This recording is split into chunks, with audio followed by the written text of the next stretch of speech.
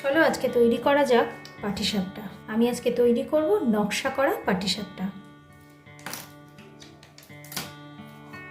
আমি চালের গুঁড়ো আর ময়দা ব্যবহার করব। আমি নিয়ে নিয়েছি 1 কাপ চালের গুঁড়ো, এটা আতপ চালের গুঁড়ো। নেব 1 কাপ ময়দা, নেব 1 কাপ চিনির গুঁড়ো। এতে তোমরা গোটা চিনিও নিতে পারো, তাহলে ব্যাটারটা গুলতে একটু বেশি সময় লাগবে। এখানে আমি 1 কাপ চিনি গুঁড়ো করে নিয়েছি।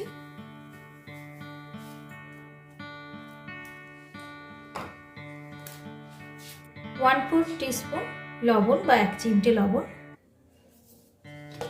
যে কোনো মিষ্টি জিনিসে একদম 1 পিঞ্চ লবণ দিলে তার টেস্টটা খুব বেশি ভালো লাগে। এবার এই সমস্ত উপকরণকে একসাথে মাখিয়ে নেব। এই ব্যাটারটা আমি দুধ দিয়ে গুলবো। এখানে নিয়েছি ঘন দুধ, 1 কাপ দুধ আগে দিয়ে দিলাম। এবার এটাকে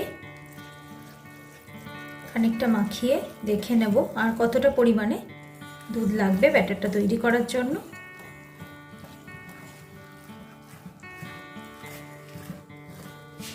এবার অল্প অল্প করে দুধ ব্যবহার করব আর ব্যাটারটা গুলতে থাকব।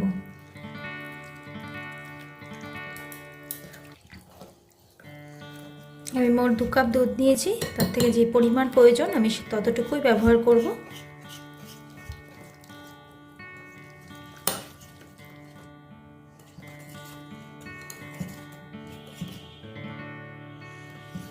আমি ঠিক এরকম কনসিস্টেন্সি রাখবো ব্যাটারে।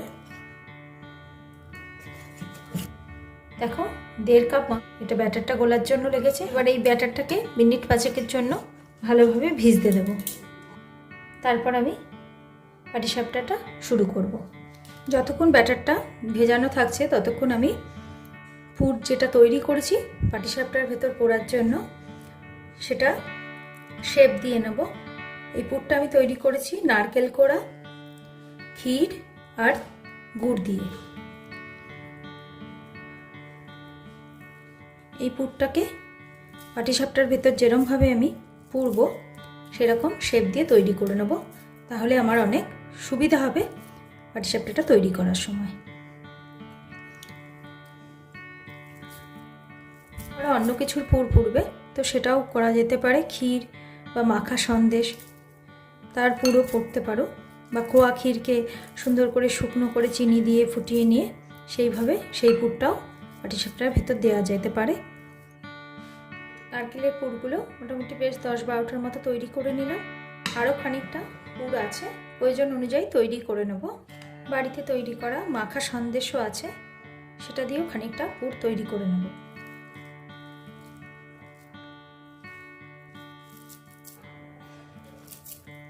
পুরের পরিমাণটা সম্পূর্ণ নিজের ইচ্ছার উপর নির্ভর করে।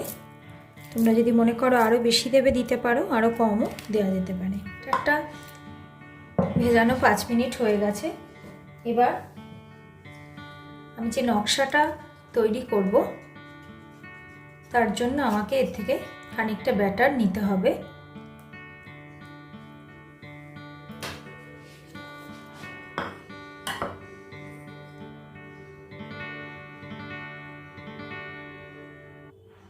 মোটামুটি 1/2 কাপের মতো ব্যাটার আমি নিয়ে নিলাম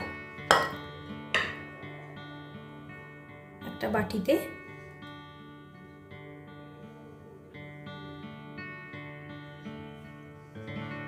এই সময়ের মধ্যে আমি ওভেনটাও জ্বালিয়ে দেব, তাওয়াটা গরম হওয়ার জন্য।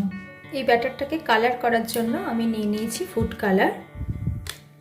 আমি এখানে অরেঞ্জ ফুড কালার নিয়েছি, তোমরা যে কোনো রঙের নিতে পারো, যত রকমের রং নেবে তত বেশি সুন্দর ডিজাইন হবে।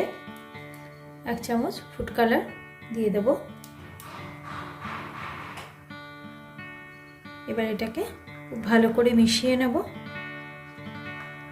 যাতে কালারটা খুব ডিপ অরেঞ্জ কালার আসে। আরও সামান্য একটু কালার দেব। কালারটা দেখে তোমরা নিজেদের পছন্দ মতন, মানে যে পরিমাণ কালার দিলে রঙটা পছন্দ হবে সেই পরিমাণ কালার এতে ইউজ করবে।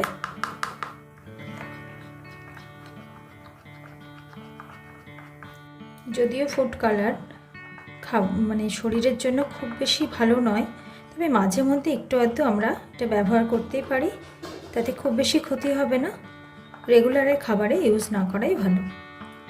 এই ব্যাটারটাকে পুড়ে নেওয়ার জন্য আমি এরকম একটা বোতল নিয়ে নিয়েছি, বা এগুলোকে সাধারণত সস দেওয়ার ক্ষেত্রে ব্যবহার হয়, মানে এগুলো তোমরা দোকানে কিনতে পেয়ে যাবে। এরকম বিভিন্ন ধরনেরই বোতল পাওয়া যায়। তো এর ভেতরে আমি ব্যাটারটা পুড়ে নেব। এ ধরনের বোতলে জিলিপির ব্যাটার পুরেও জিলিপি তৈরি করা যায়।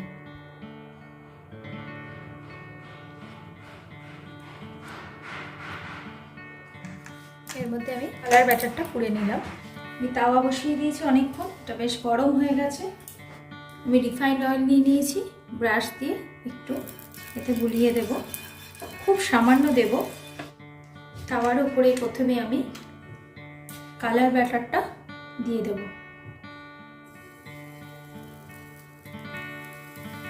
কালার ব্যাটারটা দিয়ে আমি বিভিন্ন ডিজাইন করব।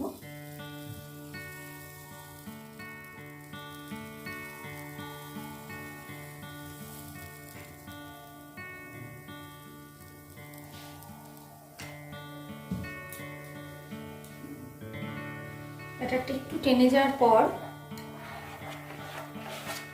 এর উপর দিয়ে আমি সাদা ব্যাটারটা দিয়ে দেব।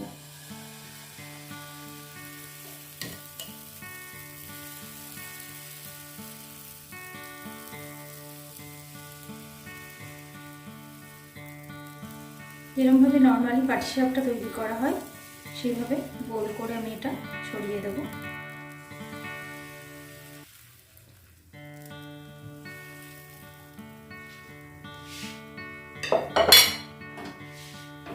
গ্যাসের ফ্লেমটা মিডিয়াম রাখতে হবে।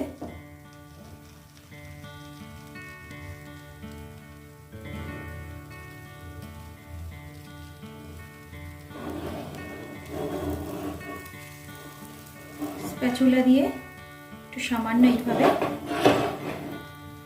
ব্যাটারটা ছড়িয়ে দেব, যাতে কোনো জায়গাটা শুধু মোটা হয়ে না থাকে, পুরোটাই যেন সুন্দরভাবে ব্যাটারটা ছড়িয়ে যেতে পারে। আমার এই নকশা করা পাটিসাপটার রেসিপিটা তোমাদের কেমন লাগছে অবশ্যই আমাকে জানাবে। এবার এক পাশে পাটিসাপটার পুরটা রেখে দিলাম। এবার আস্তে আস্তে পাটিসাপটাটা উল্টোতে থাকবো।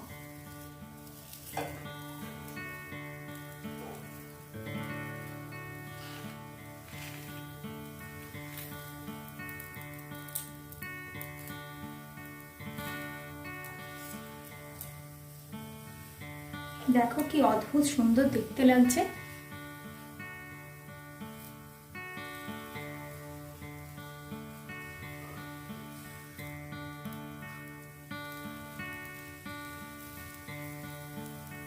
ওয়াও, অসাধারণ দেখতে লাগছে।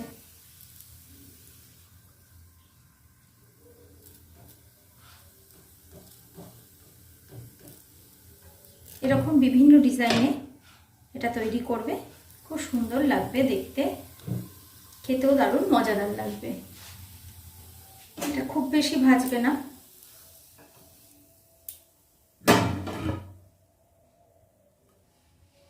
দেখো কি দারুণ দেখতে লাগছে। এতে আর দ্বিতীয়বার আমি তেল ব্যবহার করলাম না, একটু জাস্ট এটাকে মুছে দিলাম।